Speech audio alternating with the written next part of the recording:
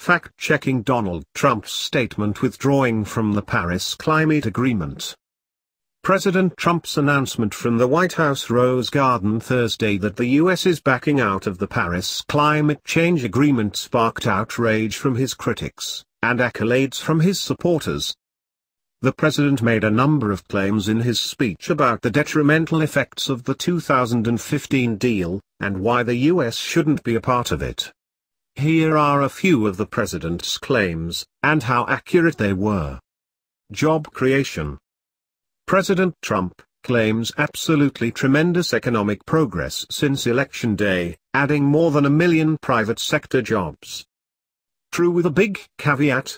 While it's true that over 1 million private sector jobs have been created since Mr. Trump was elected, he was not yet president on Election Day, so Obama gets the credit for November, December and most of January, since Mr. Trump was inaugurated on January 20th, so around 500,000 jobs were created while Obama was president.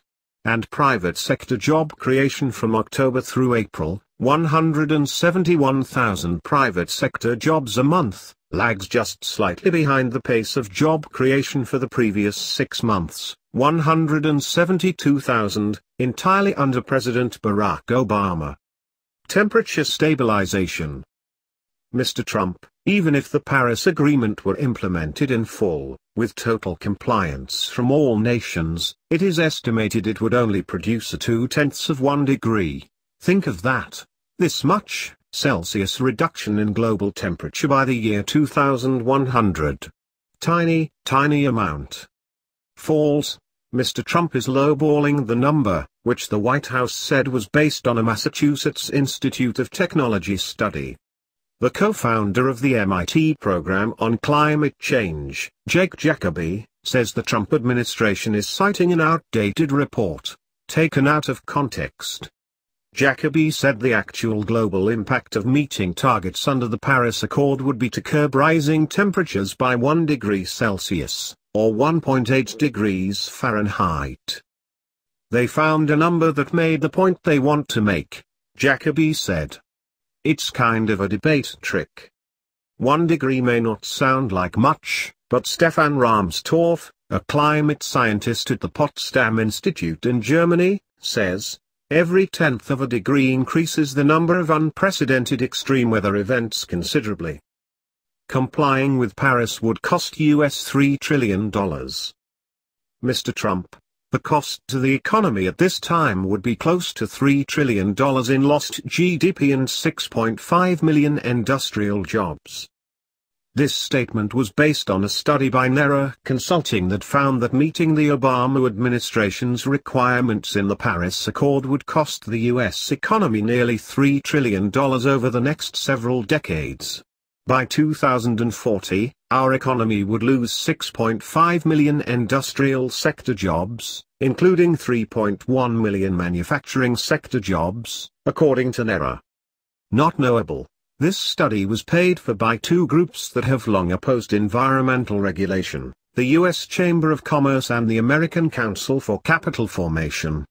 Both get financial backing from those who profit from the continued burning of fossil fuels.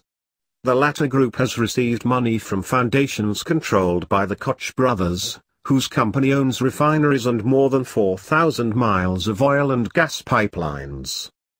The study makes worst-case assumptions that may inflate the cost of meeting U.S. targets under the Paris Accord while largely ignoring the economic benefits to U.S. businesses from building and operating renewable energy projects. FactCheck.org points out that under the worst-case scenario, the average annual reduction in GDP would be 6.8% from 2034 to 2040. But the study had a few different scenarios and, under one hybrid scenario, the average yearly reduction was 2.2% over that time period. Academic studies have found that increased environmental regulation doesn't actually have much impact on employment. Jobs lost at polluting companies tend to be offset by new jobs in green technology. Are China and India the world's leading polluters? President Trump, I cannot in good conscience support a deal that punishes the United States, which is what it does. the world's leader in environmental protection, while imposing no meaningful obligations on the world's leading polluters. For example, under the agreement, China will be able to increase these emissions by a staggering number of years, 13. They can do whatever they want for 13 years. Not us. India will be allowed to double its coal production by 2020. Think of it, India can double their coal production. There are many other examples. But the bottom line is that the Paris Accord is very unfair at the highest level to the United States. Under the Paris Accord, India would still be increasing its overall emissions through 2030, but it aims to reduce its emissions intensity.